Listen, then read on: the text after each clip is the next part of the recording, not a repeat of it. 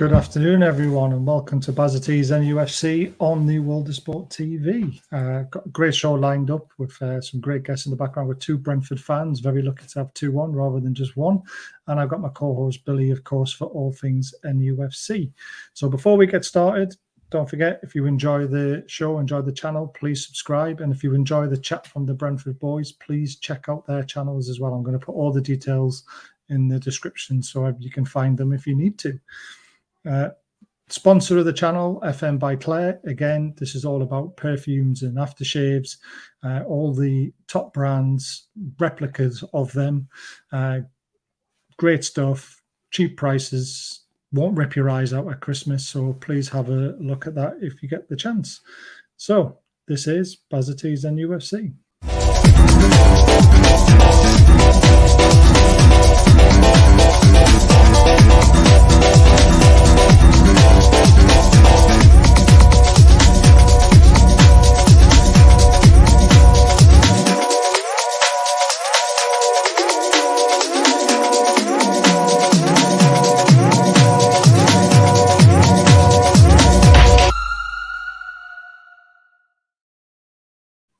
Right, let's bring the guests in. Billy, how's it going, pal?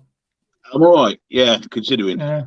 Consider he's had his jab, everyone. He's booster, and he's not feeling great, so we've got to be nice to him. Let's bring Robin in. How's it going, Robin? Not too bad. Thanks very much for having me on.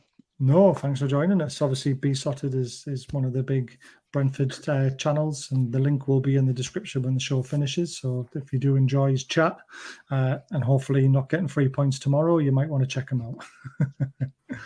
And there's Jatin. How are you doing, mate? How's it going? Yeah, not too bad. How about you guys? Good. Yeah, really good, mate. Thank you for joining. Really appreciate it. It's very rare to have two fans on from another club. It's normally one if you're lucky. Sometimes we do it without one, which is disappointing. But, you know, who do we do it without again? I can't remember now. Watford? Must be Man United. They tend to not have any fans. Well, real ones, maybe. But yeah, Watford. Poor showing from them. I expected a fan to come on, but there we go. So huge game for both clubs, boys. Saturday, 3:00 kickoff. Can we class it as a relegation battle? I mean, you guys have started well. If we start with you, Jatin, I mean, how surprised were you at your start? Do you see yourself as a Sheffield United this season like they did in their first season? I think it took us by surprise on how well we were doing, especially the big games. I thought we would do well, but I thought, there would be elements where the quality of the top six sides would probably take over and they would win. But I think we started off pretty well. Obviously, form recently hasn't been great with injuries, but I did think we would have a surprising season. Maybe not the Sheffield United and the Leeds, because obviously at the times they've had probably better quality sides than us, if I'm being honest. So I knew we would be a shock, but I didn't expect us to be that good against the top side. So yeah, it's been a surprise to say this, but obviously injuries are taking its toll and it's making it really tough right now. Got to have a big squad in the Premier League, don't you, to compete and stay up. That could be the downfall, like we said with other clubs in the past. Like Norwich, you look at them, they never buy anyone, do they? They come up with what they've got and they go down with what they've got. They come up with what they've got, they go down with what they've got. They are literally a yo-yo club. Robin, how were you surprised? I mean, what a result against Liverpool. That was a cracking football match and a great advert for the Premier League. It was, yeah. I think I must confess I was actually at a wedding that day, so I missed it. Oh. However, the groom was a Liverpool fan, and halfway through his speech, I got a notification: Ethan Pinnock 1-0, and let's just say it interrupted his speech a little bit, which was quite funny. Yes. But yeah, I think that's a perfect example of where we've sort of been exceeding expectations, not just other people's, but our own this season, where we can go toe to toe with the big teams in this division.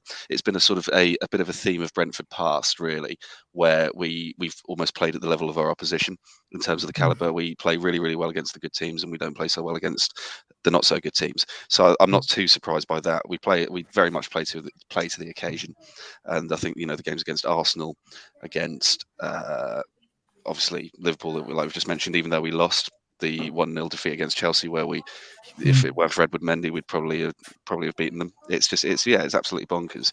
I think there was some disappointments in the results against Brighton, against Norwich, against Burnley. However, as I said on I said to you yesterday, Billy, the sort of the novelty of the Premiership still hasn't worn off. It's still a little bit of a honeymoon period, still a little bit of dreamland, and yeah, we're enjoying it. We're enjoying the ride for what it is so far. So yeah, really, really not necessarily too surprised. I always thought we'd definitely give it a good go and be in with half a chance. But yeah, the way we're doing it as well is really, really pleasing to see. Yeah, we've enjoyed watching your football. I mean, Billy knows me very well from the Four Horsemen on a Monday night, and halfway through last season, I was crying out to take your manager off you and bring him to Newcastle, because I think he's a cracking manager and he's got a big future in the game. A bit like Graham Potter as well, I think he has. So, and when we had Ashley, it was just get anyone. But we're happy with who we've got now, so we're not going to be stealing them. So you're okay for the next couple of years at least. Billy, let's look at a bit of Newcastle news. At last, all the cancer of the club has gone in the form of staff. We've obviously still got those horrible signs up around the ground, which we will get rid of soon. But this is a nice boost before the game as well, isn't it, for the fans? Yeah, Danger Mouse has finally took Penfold away with him, and that's the end of it. The Ashley era is now. Look at that face, gone. man. Except for them horrible signs, like you say. Yes. Disgusting, free, virtually, signs around the ground because he got paid 174,000, wasn't it? That's the rumours. 107,000 a year for something that other clubs charge millions for. 40 million. Some clubs charge advertisement. Yeah, so Liverpool's got one of the biggest deals in advertisement. It's around about 40 million, and Ashley was paying Newcastle 174,000. Crazy, absolutely crazy. But look at that face, though. It's a face you wouldn't get bored of punching, in it. It really I think James Bond would have a field day with that, wouldn't he? He would make a good Bond villain, wouldn't he? We wouldn't do a lot, though, would we? Bond. Let's be honest. He's just sitting in the corner in an armchair, stroking. Yeah, I'm sick of seeing him. I'm going to take him off the screen now. Jayton, obviously you've got one of our ex-players, Ivon Tony. A lot of Newcastle fans were disappointed that we sold him, but they've only been coming out of the woodwork in the last maybe 6 months. For me, it was the perfect move for him because he learned his trade in League One and then in the Championship, and now he's sort of doing it in the Premier League. Newcastle look like they may have made a mistake, but I don't think we would have seen the player that he is now had he had stayed and not got the chances. I mean, how much are you grateful for our crap ownership and snapping up a player like that and developing him? Yeah, I think it's a tough one when, hindsight is a beautiful thing. So when people say Ivon Tony would have been the person he is at Newcastle, that's just not true. It's like when Chelsea, normal fans say, if Chelsea just kept Salah, De Bruyne, they would be flying. But in the end, that players have to develop. And for Ivon Tony to develop to the player he is now, he had to leave. So he went to Peterborough. He did his trade there. And then obviously came to Brentford. Obviously, our recruitment system always worked wonders, really. I've been privileged to see 3 of the best strikers, probably in our club's history, really. Obviously, what Neil Maupay we started with, he left to Brighton, and Ollie Watkins, there was a stage where we didn't have a striker going into the season. Ollie Watkins was thrown up top. He did his bits. So sadly, we didn't get promoted with him. Then he went to Aston Villa. And then, Ivon Tony, he broke the record, and that looks like that's going to be broken by Mitrovic now, which is probably sad to see. But yeah, he's been absolutely brilliant for us. And, he's probably one of the best players I've seen play for the club in my time anyway. And obviously, I expect the time where he will push on to better things, which is a sad thought. But you know what? He has that ability to. And I think this season, even though he hasn't been absolutely swamped in goals like he was in the Championship, he has been brilliant for us. And he's been so key for the way we need to play and, dealing with the long balls we play into him. And he's key in how we play. So even if he doesn't get goals, he's been involved in some of it. So I remember the West Ham goal, the first one, he wins the header, plays through our wing back, and then they create the chances themselves to score. So he does a lot for us on and off the ball. So he's an absolute credit, and he is integral to how we play. And obviously in the Premiership, that's worked wonders against those teams. So Ivon Tony is the most critical player for us right now. Robin, that sounds very much like Leeds with Bamford, doesn't it? Because Bamford, if he doesn't play, Leeds can't play through the middle like they like to do, with Bamford holding the ball up. He doesn't score a lot of goals. I mean, he got 12 or 13 last season, I think, which I think is an incredible return for his first season. But Ivon Tony seems to be doing the same sort of similar job, doing the dirty work, and then other people are benefiting from it. Would you say that's a fair assessment? Yeah, I think Chatton's absolutely right. I think it's unfair to label Ivon Tony as just a goal scorer, in my opinion. Any astute Brentford fan will note that it's not just the goals that he provides; it's defensively as well in the box. He's an absolute monster at clearing headers from opposition corners and free kicks. He brings other players into play. He's not just a penalty merchant as well. He can score from outside the box, but he doesn't ever need to, because I think that it's the difference between a scorer of great goals and a great scorer of goals. Ivon Tony's not a scorer of great goals, but he is a great scorer of goals. His timing of his runs, his ability to be in the right place, his instinct is just second to none that I've ever seen in a Brentford shirt. I'd mirror Chatton's point about that as well. I think there does seem to be this tendency that we might be over-reliant upon him in terms of the way we play. Our sort of understudies in that position would be Marcus Force and I guess Nathan Young Coombs in our B team setup. So I think if you take him out, our style completely changes. It's very, very much dependent upon him. And he's not going to get 20 goals, 25 goals this season, I don't think. But he is proving to be an important asset to the way we play. We'll talk probably later on in this podcast about David Raya and missing him, and about some other injuries that we've currently got. But Ivon Tony is absolutely essential. Yeah, I mean, that is same for Leeds, isn't it? Really, you look how much they're struggling at the moment without having Bamford in. Yeah, it's funny, isn't it? Yeah, and people slate these players. I work with a lot of Leeds fans living in York, and they're Bamford's this, Bamford's that, Bamford's that. And I'm like, Bamford is a very good centre forward. You mentioned about clearing headers from corners. The best person I ever saw do that was Alan Shearer. For us, he was just crucial at corners and set pieces, and being able to win that ball at the front post and not allow an attack to happen or a dangerous situation to occur from. So, Billy, what do you think of Ivon Tony and his measurements? I mean, for me, for a player and first in the Premier League coming from the Championship, if you can score between 10 and 12 goals, that's gold dust for a team in the bottom half of the table. It keeps you up, doesn't it? Every centre half that's played against them this year, now they've been in a game for certain, is a real handful. With his pace, with his strength, he's quite clever in where he goes on the pitch too. I'd like to have seen Rafa Benitez give him a chance, because at the time, remember, we only had a lone striker playing up front in Rondon, and he never really got a chance in any of the cup games. Off he went to Peterborough, did great for them. He went to Brentford, and it's been a making of him. And I think he's had a few goals to what he does on the pitch, and you're looking at an England striker there, no doubt about it. Is there a chance we could sign him back? Who knows? No. I think not at the moment. I don't think. No, not yet. But when though? It could happen though, couldn't it? It could be an Alan Shearer situation at Southampton and Blackburn, and he has a good season in the Premier League. Maybe he scores 20 goals next season if you guys stay up, and then we're sniffing on the door again, going, we need a striker, because we've only got Callum Wilson. Remember, we are struggling in that department at the moment. So money talks. I guess you never say never. I think actually him and Wilson up front would be a fantastic pair, because I think Tony would bring Wilson plenty of chances to score for himself and knocking the odd goal himself. But never say never. But no, I don't think at the moment. I don't think he will leave Brentford at the moment. No, definitely not. Maybe it's summer. You never know. Billy, I want to bring up Eddie Howe's press conference, because we've had to listen to that dross for 2 and a bit years under Steve Bruce. Always down talking Newcastle, always talking up the opposition. How refreshing was it to actually hear a manager talk about us taking the game to an opposition? It was just a breath of fresh air, wasn't it? Something we haven't had for quite a while, and it was a complete mirror image of what Steve Bruce used to do at his press conferences. Steve Bruce's history now, thank goodness, and I was really pleased with what Eddie Howe said today. And every press conference he's had so far, he's said the right things. And he says them in the right manner. He's calm and reassuring. He's got an aura about him that makes you want to listen to what he says.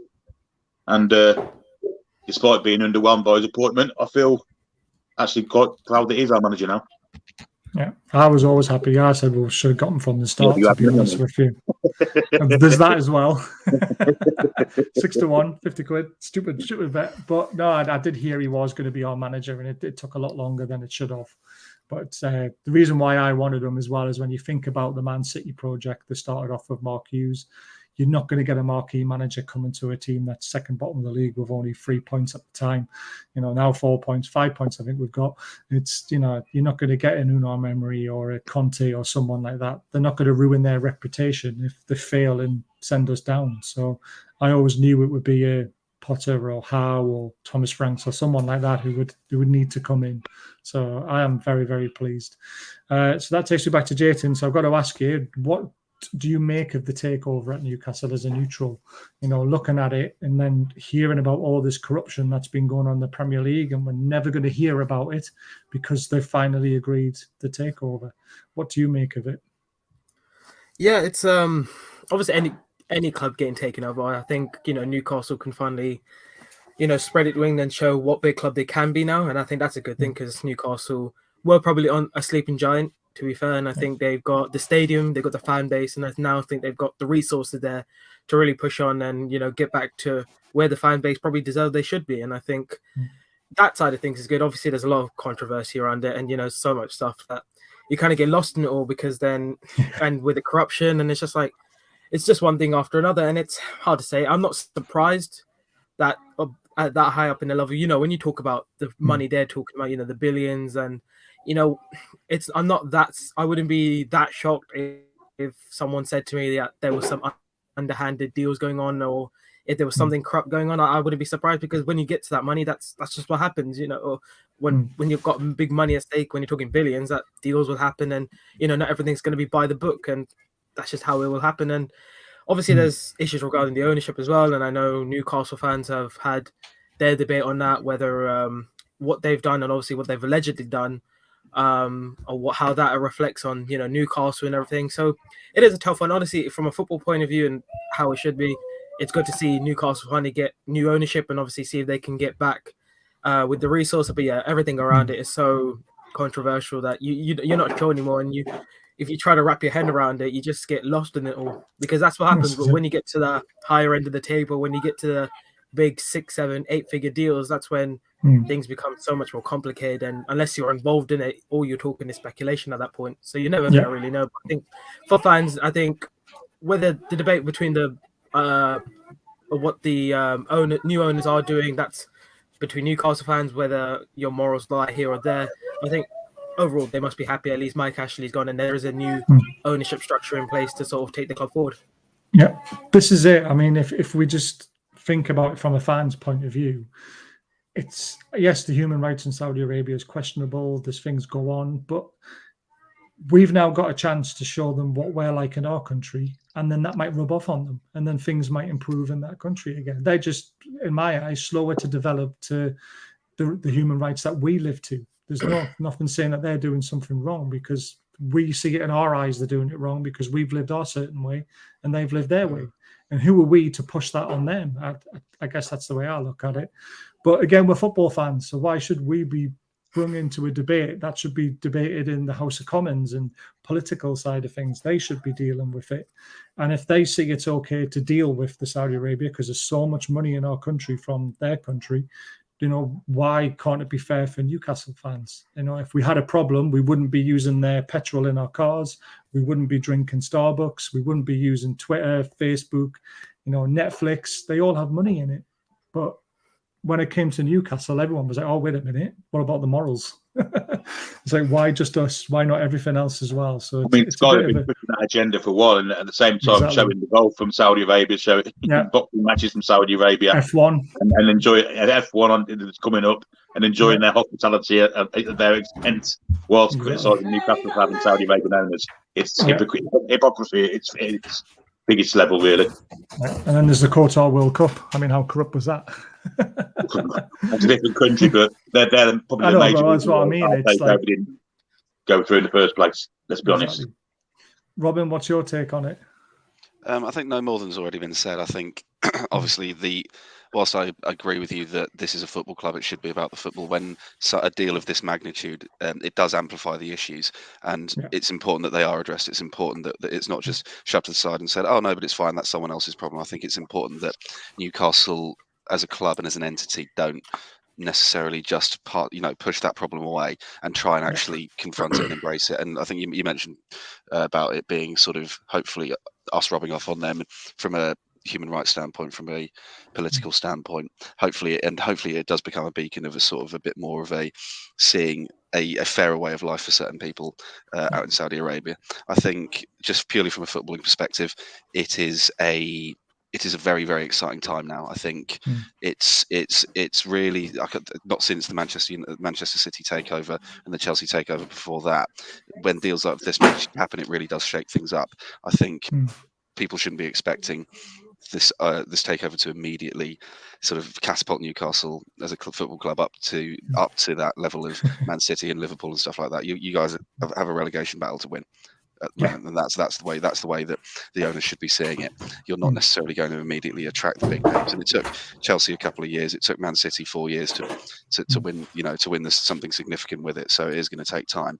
I think it's a sorry state of affairs for you guys. I really feel for you when given the challenges that come with the new owners, and that's seen as a better alternative to Mike Ashley. I think that's a real shame, and I think that sort of really does highlight sort of the struggles that you guys have had as a fan base to be emotionally invested in this club that's just almost sucking the life out of you. So from that perspective, for Newcastle fans and Newcastle's, it's a one club town. London has lots of football clubs. Liverpool, there's 2 football clubs. Man United, couple of clubs there. There's in Manchester, there's a couple of clubs there. Whereas in Newcastle, it is a one club town, and all the Newcastle fans I know are from Newcastle, genuine Geordies, and I just hope that your lives are made better. But I think there is still some questions to be answered purely from the off the pitch side of things, and hopefully that's where it stays. Hopefully it doesn't become too much of an on pitch issue. But yeah, it's an interesting time, and I don't think we've had the last of the Newcastle saga here. No, hell no. And you are right, it is going to take 4 or 5 years before we're even near the top, which is why I find it really funny that Liverpool, Man City and the Man Uniteds are really worried about us right now, because we could still go down, and it could take even longer if we do go down. So I'll be happy with a Carabao Cup right now in the next 10 years. Just give me that. I'll die happily. You know what I mean? Jeez. Billy, obviously we've talked about it a lot.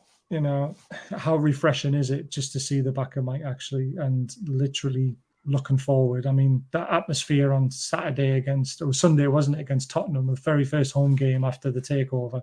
It was unbelievable. I mean, can we top that tomorrow? I'm almost certain that atmosphere will be topped tomorrow, because there's no negatives in the ground now. None of the Steves are there.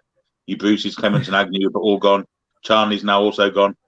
There's no negative kind of energy in the ground for the crowd to turn their attention to if things start to go wrong. So I believe you'll get an even better atmosphere tomorrow, and I think it might spur the players on. Hopefully it will. If you can't play in front of that, then you shouldn't really be in the game of professional football. So yeah, I think it's going to be an even better atmosphere than the Spurs game, and this could carry on for a while with a bit of luck. A bit of positivity around the club. We've not had any of it for such a long time, and it's kind of it's great to see and great to feel, and brilliant. Yeah, I did put this one up before. Jake does think we're going to win 3-1, which is a bit of a flattering scoreline to us. I'd take 1-0 all day long, just any sort of win. We haven't got one all season. We haven't got one all season yet, so we need a win. That's right, but we have a habit of giving teams their first win of the season, so you should feel a little bit more confident about that. That's what I like to hear. It probably won't happen, but there we go. Right. This is the Brentford team that was predicted by Jayton. Do you want to talk me through it? See if I can put this into a better... There we go, that's better. Get my ugly mug out of the way. Yeah, I'm hoping I've accounted for all the injuries, and our injury list is quite extensive, so I did have to make sure I got it right. So obviously we'll start with Fernandes in goal. He's our backup goalkeeper, as Robin said. The injuries to our goalkeepers has changed a lot, because a lot of the time our key way of getting forward is David Raya, a long kick or a long throw up to Ivon Tony. He wins it, and then the players around him sort of bomb forward, and we get our chances from that. So obviously he's our deputy, and obviously for the next few months he'll be our number one choice for now, unless he gets injured, and which wouldn't be a surprise. Obviously we have a back three, as we've used all season. Normally we would have Ayer in the middle of that. Otherwise that is nearly our best front three. Obviously Charlie Goods coming in to deputise from Zanka, and obviously Ayer, who are both injured, who has had some mixed performances so far in a Brentford shirt. Obviously he's got to do it now, so I think he's going to be under some pressure. Obviously Ethan Pinnock and Pontus Jansson at the back, obviously they've been mainstays for us, and they were crucial for our promotion season last year. The wing back Sergio Canos and Rico Henry, again, they are good. They are key to the way we play, bombing forward and giving us that width. The only issue is probably Canos. He will probably need to be more focused because if he's got Alan St. Maxim on there, he's lightning quick, so he's not someone you want to give really space to. We got the midfield three. I think Godos is the only one in there that may change to Onyenka. I've only put Godos there because I think Onyenka may get a rest because he just come back from international duty. Then you have Norgard and Yano, who are mainstays in our midfield. Obviously, Norgard, and they've had their injuries issues previously, but I think they're fit for this game, so that will be the midfield three. Obviously, then the front two, the key for our attack, really, Mbuemo and Ivon Tony. Obviously, Mbuemo plays off Ivon Tony a lot and takes those flick-ons that Ivon Tony can win. And if he can find his finishing, he hasn't had his finishing boots for quite a while this season. So if he gets that, then we will definitely have a big chance of winning this game. And obviously, the main man, Ivon Tony himself up front, very key to the way we play. And if we are to stay up this season or if we are to have some success, then Ivon Tony is going to be absolutely key to that. So that's the predicted 11, I thought, without accounting for any injuries that we may get. Cool. Robin, would you change anything there, or is that what you would predict as well? I think I wouldn't have to, in terms of what we've got, I wouldn't change anything there. I think Godos definitely deserves a start. I think we've been sort of persisting with Matthias Jensen, who on his day is the best player on the football pitch. But Matthias Jensen is a real Jekyll and Hyde character. When he's on form, he's unplayable. But he's very, very hit and miss. He's had some troubles, obviously, for a player to replace Christian Eriksen in that match in the Euros this past summer. He had a hell of a task on there. He got to the semi-finals with Denmark there. Had a shorter pre-season break, then had pre-season, got an injury on his foot, which put him out for a few games. Was playing little bit parts to get back to full fitness. Because of our injuries, he's been chucked in there. Onyeka's been in and out. So Godos has been the forgotten man almost, but he's scored a goal against Burnley. He's got a real sort of talent about him. He can change a game. Great delivery, lots of energy, good pressing. So that's going to be where it comes from. If you look at the players that could be playing there, Onyeka, Josh De Silva, who's obviously a long-term absentee, that would be the one thing that might change. But I think you just look at that back four of Janssen, Good, Pinnock, and Fernandez, and they're without Christopher Ayer or Zanka and without David Raya in goal, it's a completely different defence. As Justin already sort of alluded to, Charlie Good's got a bit of a mistake in him. Let's put it that way. He's got two rock-solid players in Ethan Pinnock and Pontus Jansson next to him. But when he came on against Norwich for Zanka, it just disrupted everything. It was arguably his responsibility for the first goal. He let Timu Pukki slip in behind him and then conceded the penalty. And it's not that he's a bad player, but it's a sign of desperation for us, really, that we're having to play him consistently in Premiership games. The key player for me, which is our forgotten star player, is Rico Henry, our left back. I think there's a lot of talk about England right backs at the moment. We can almost feel a team of right backs. In terms of left backs, when I'm thinking Luke Shaw and Ben Chilwell, fair enough. Rico Henry's up, in my opinion, going to be up there at some point. He's still really young, still got a lot to learn. He got over some early injury problems in his career, and he's absolutely fantastic. He's a flying wing back, really, really quick, wins a lot of headers for someone who's 5'6", 5'7". But in terms of the overall way we're going to play, if you take one of those players out, it's regardless of whether or not it's Ivon Tony or if it's just Saman Godos, the whole complexion of our game changes, and it's going to be really, really interesting to see how we line up. If Thomas Frank persists with Matthias Jensen, or if he throws Godos into the mix for a bit of pressure and a bit of creativity, and whether or not Charlie Good plays in the centre of that back three, or if he moves out wide right and Janssen stays central, because it really is just at the moment it's sort of plasters over bullet wounds almost kind of thing. We've got so many injuries, and we're having to sort of patch it up with players that are either unfit, like Jano's not 100% fit. Canos has had a couple of sort of fitness doubts. Mbuemo's had a couple of fitness doubts, and then obviously the centre backs where we've been, and the goalkeeper where we've been massively depleted. So it'll be interesting to see how we line up. But sort of apart from maybe two players there, I think that will be the starting 11. Yeah, and it's an attacking 3-5-2 as well, isn't it? The way you guys play it, but it's so flexible with having a left back on the wing there, where you can go into a 4-4-2, or you can drop into a 5-3-2 as well if you really need to. It's refreshing to see a manager who is able to change things up in the middle of a game as well. So it's been a credit to the Premier League so far, and it's been fun to watch. Hopefully not on Saturday though. So let's go to the Newcastle team. Billy, we've got a lot to discuss with this, because if you listen to Eddie Howe's press conference, he's bigged up John Joe Shelby, he's bigged up Joe Linton. He's basically there's players in there, and if you can get John Joe Shelby playing the way that we know he can play, there's a good chance he's going to be the key player for us until January at least. He's also bigged up Fraser and Wilson's partnership that he had at Bournemouth, and obviously we know we've not seen the best of him at all. So this is going to be interesting whether you get any of this right. Well, we haven't got any right all season, have we? So no. Oh, we came close when we half came close with Bruce's crap 5-3. Yeah, we did. Yeah, fried 2-3 tactics. We knew what he was going to do every week, and I think we're only 1 or 2 players off. I know Miggy won't be featuring because he has just come back from international duty and he's not trained with the team, so he will start on the bench for definite. Yeah. So if you can talk me through this lineup, and hopefully we'll get some right. Well, hopefully the keeper's changed and we get Dubravka back in because he played 90 minutes internationals the week, so he's definitely fit to play. Manquera right back. Yeah, doesn't deserve to be dropped. He got dropped last game, but I think he'll come back in for this one. I don't think he'll drop the Salles as captain because you don't drop your captain in your first game. It's kind of controversial and it'll kind of attract maybe attention that he doesn't want on the team. I think he'll bring Fabian Schär in now because he played really well for Switzerland and international centre half. Very good one at that. Jamal Lewis was outstanding. Yeah, and he's good on the ball. Jamal Lewis was absolutely outstanding for Northern Ireland against Italy. Had Chiesa in his back pocket and was a massive threat going forward too. So I think he'll come in. Basically, he's the only left back we've got fit, despite the past 2 incumbents of the chair playing Matt Ritchie out position there. But I don't think that'll happen tomorrow. And I've kind of changed my mind on this because I didn't think Shelby would play, but he's bigged him up for a reason. I think he probably will come into the side now.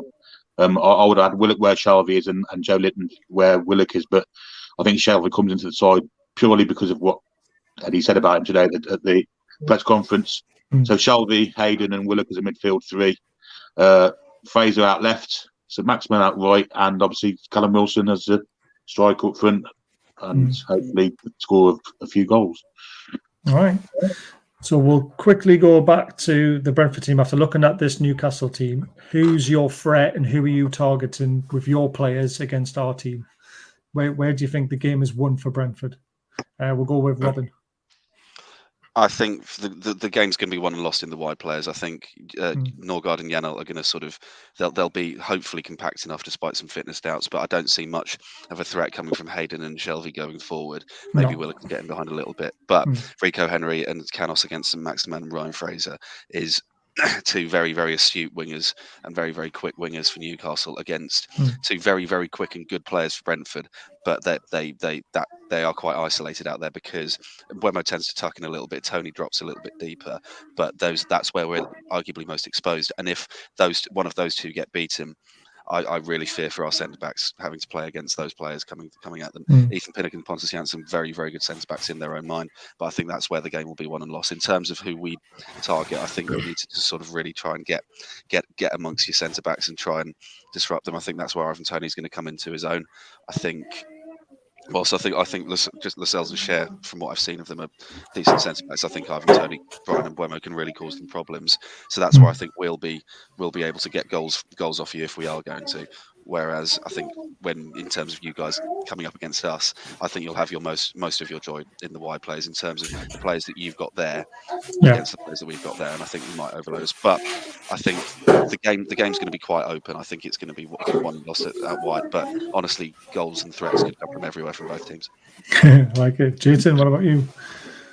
Yeah, I was going to say the same. That the wide players are going to be key to winning this game. I think Rico Henry and Canos have to be very disciplined because having Maximin Fraser come at you is going to be a very dangerous thing, and we have been susceptible at times to those balls into the channels. I've seen a few games where oppositions have played long balls into channels and we're tracking back, and some of the time good defending gets gotten out of it, but that's where we struggle at points. So I think keeping the wide players quiet is going to be quite key, and obviously I think the midfield again, I think it's making sure that our midfield is disciplined, and obviously making sure that when we transition up and down the pitch that we are consistent with it and making sure that we are not letting things slip by us, because I have seen that in the past that one lazy pass or the midfield not being compact and ready for it, and all of a sudden we lose the ball and we're on the back foot. So I think it's making sure that if we are playing high, which we will and which we normally do, it's making sure that we don't give up silly mistakes, because then the counter attack and the pace of Newcastle can be quite dangerous for us.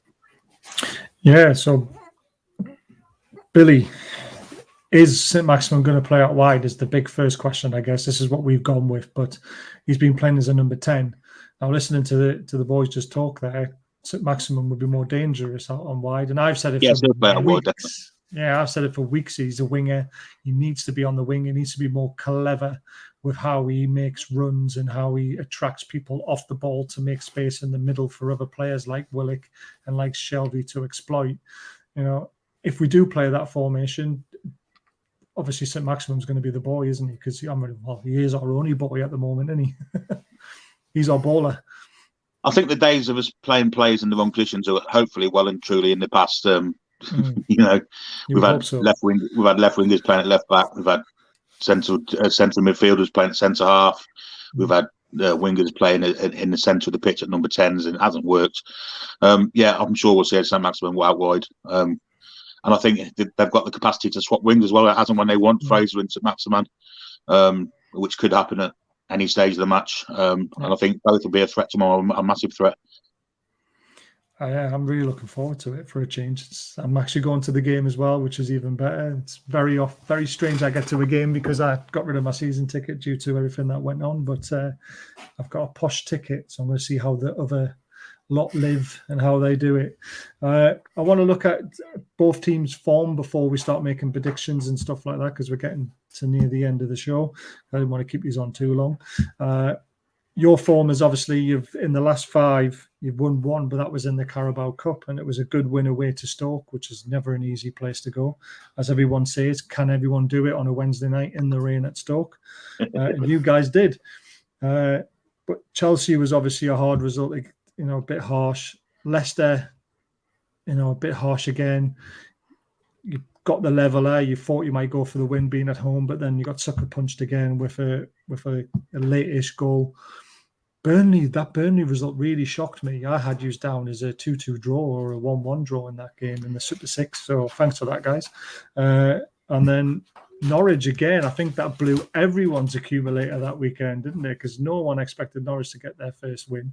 And then they sacked the manager. That doesn't say a lot, does it? But our form, we've drawn 2 and lost 3 in the last 5. We can't complain with any of those results. Spurs really dominated us and the scoreline flattered us, being only 3-2. We should have lost at Palace and we ended up getting a 1-1 draw. We didn't deserve anything out of the Chelsea game other than a 7-0 hammering, and it was only 3-0, so we kind of got away with that. Brighton was a little bit different. 1-1 draw. I kind of had us down as a draw, to be fair, especially the second half performance. So the form for both teams is shocking, basically, is what we're saying. Who do you think is going to come out on top, Jayton? Are you firmly in the Brentford camp, or are you thinking maybe a draw? It's always weird after international breaks. You get to see, who's come out the better. And obviously, I think even though the new manager bounce is definitely a big factor in these games, and that the Newcastle fans will be pumped, and obviously the players will be pumped. But this will be their first match with Eddie Howe, so you can put as much work in the training pitch as much as you want. But when it comes to the match, that's where the real testament to your work is. So that's what I'm hoping. That even though you have the new manager bounce and obviously the new atmosphere, I hope that match sharpness or the lack of match sharpness may hinder Newcastle a bit. But I do think, in my mind, I do think that, it just seems written that, Newcastle get their win.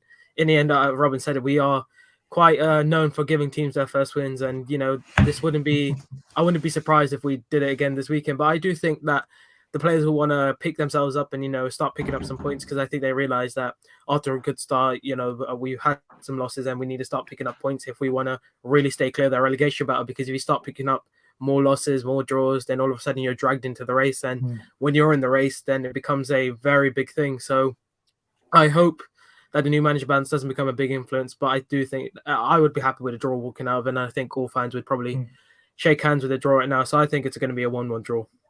Ooh. Yeah, good prediction. I mean, it's like you say, the new manager bounce might not happen.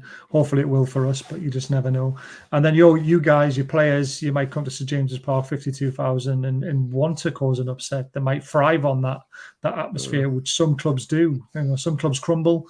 some clubs stand up and say, right, well, we're going to make you silent and we're going to take something from this game. So I've seen it happen loads of times, especially Fulham. Fulham have done that a few times to us. Really, really, really put the shits up where it does my head in. Robin, what are your thoughts on, obviously, the form of the two sides and going into this game? How do you see it panning out? Yeah, I don't know. It's almost like the El Lusico or something like that. With teams that aren't in the best performance. Put it that way. I think I think it's all going to come down to what happens on the day. It's very, very unpredictable. I think our players will rise to the challenge. I think, but they will rise to the occasion. I've no doubt about that. Maybe sort of the quality of our players might not help us through it. And I think you guys are definitely the favourites given the new manager bounce. I think that's always a factor. But I think also you just have those individual players that could carry you through to a win, like your San Maximans and Callum Wilson's, that will be able to sort of just carry you through to a win, whereas we are a bit more of a sort of a rigid, solid, unified team, shall we say. So I think it's going to be interesting to see how it goes. I think I've made a very big thing this season about not making score predictions, but I did say yesterday on a podcast 1-1, and I'm agreeing with Jess, and I think we'd all take that. But I think it'll be interesting to see how we set up and how we go up against the 52,000 screaming Geordies who've finally got their club back. But it would be a very, very Brentford thing to give you guys the first win of the season, or your first win of the season. I think it's going to come down to the individual battles, like I said, and who can win out on the day. So I'm going to say 1-1. I'm going to say that tentatively. I think Ivon Tony will score. I think it's written for Ivon Tony to get a goal against Newcastle. It's the kind of thing that he does. But I'm not going to hang my hat on that. And I think if I think you guys might beat us. I think if there's going to be a winner, it's going to be you guys, in my opinion. Right. Good prediction. Come on then, Billy. What about you? Well, Robin knows what I'm going to say, but I'm going to add a caveat first. If I'd have been doing this prediction 6 weeks ago, I'd have been predicting the Brentford win. Absolutely no doubt about it. But this is the perfect storm for Newcastle. New manager, new coaching team, none of the old Ashley era people left at the club now. It's going to be 100% positivity. I think with the work that Eddie Howe's been doing with the players on the training pitch, I think we'll see a different style of football to what we've been used to, which has been basically total counter-attack and give the ball to us as much as possible. But what we'll see tomorrow is pressing, and I think we'll see better energy levels. I think, as I say, I think it's a perfect storm, and I think, honestly, I can see Newcastle winning quite convincingly. 4-0 is my prediction. I like it. Right. So, all these predictions, I've been looking at some betting sites just to find out what odds are around at the moment for the game. So, surprisingly, no team's favourite. We're literally neck and neck in the home and away win stats. So I work on decimals, not fractions, and I know that really pees two off outsiders in the towards race. Yeah, pretty much. So the decimal odds are 2.65 for a Newcastle win and 2.70 for a Brentford win. So that means if you put £1 on either team, you're going to win either £1.65 or £1.70. So that's over evens. It's probably the best way to describe it. And the draw is 3.40. So if you put £1 on, you'd win £2.40. So they're quite high odds, and the bookies can't call it, basically, is what we're trying to say there. The other odds I was looking at to do a score prediction for you, because I think Callum Wilson will score first. I really do. He has this knack of doing that. And Callum Wilson to score and Newcastle to win 2-1 is what I'm going to go for, is 20-1. So it's worth £1, and you get £20 profit from £1 if you go for it.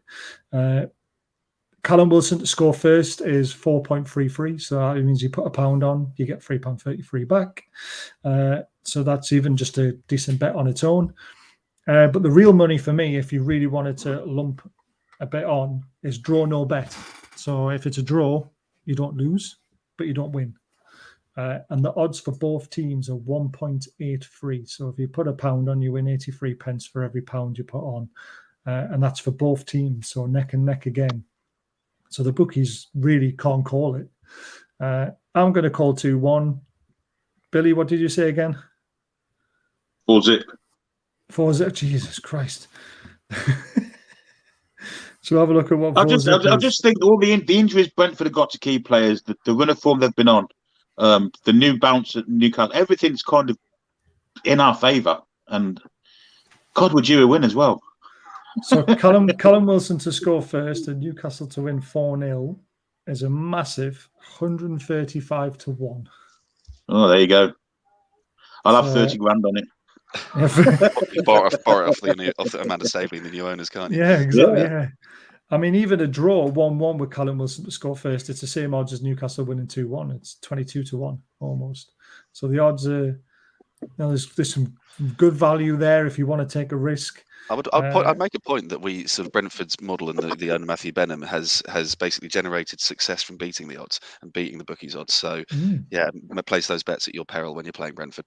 That's all I will say. Yeah, definitely. Because I mean, the bookies can't call it. I mean, you guys are saying the new manager bounce could throw it our way, but even the bookies aren't scared of that, and they're kind of worried about an away win, I think, and that's why the odds have balanced out, because they're probably thinking a draw. But being a Newcastle fan and playing on the heartstrings, you think Eddie Howe's first game, takeover's been done, Lee Charnley's gone, all the staff have gone. You just want, it spells a Newcastle win, and you get carried away with it, don't you? So this is why you should never bet when you're betting on your own team, because you get carried away, and that's what always happens. That's why I never bet on Newcastle ever, because I always never bet on your own team. Exactly. Never. You just can't do it, can you? Thanks for coming on, boys. I really, really appreciate it and really enjoyed that chat. Like I said, we normally go for 45 minutes to an hour, so this is just perfect timing. I think we've covered everything, unless there's anything else you want to bring up about the game that we've missed. Any news coming up? I'm going up there, 6:30 a.m. train from King's Cross. Yeah, but it's really looking forward to it. No, it's an away game that I've always wanted to do, and unfortunately never had the opportunity. But now that the opportunity has come up, I'm not going to miss it. And we have a saying at Bizotted that the only thing that can ruin football is football. Ruin a day of football is the football. So regardless of that, I'm looking forward to a few scoops in the Toon, and and seeing St. James's Park. So yeah, really looking forward to it. Yeah, you'll love it when you come out of the station, you start walking up the hill, and then suddenly it just appears out of nowhere. And it's just a beautiful sight. You can see it from the train. A little bit romantic there, Baz. A little bit listless. Yeah, eyes got a bit glazed over. They always do, especially when I go across the bridge. You're going onto the right side of the water, away from Sunderland and away from all that crap. It's absolutely beautiful. Even in May, but we're just about to finish, so you're too late. Are you coming up with a load of Brentford fans? Are you coming up on your own? How are you doing it? So no, I'm coming up with a mate. I'm meeting a few other people in and around Newcastle, and then on my way back down. Billy Grant, who obviously is Mr. Bizotted and Mr. Brentford, and who, by the way, has also just been included on the football blacklist for influential black people within football, along with players like Ivon Tony and Marcus Rashford. So, yeah, just a little bit of a plug there. But bigger. Yeah, so that's something for you for the Billy of this podcast to try and aspire to that kind of level. But no, it's a real testament to him as an individual, the time and the effort that he puts into Brentford and England. So yeah, all really made up for him. Do another hour, man. Ben's finally asleep. I love it. I've got to get mine in the bath, and he's just gone upstairs now, and I've got to say night to him. So this is why we crammed it in between 6:15 and 7. It was perfect timing. Jason, yourself, are you coming up, or are you going to be watching it on one of those dodgy streams?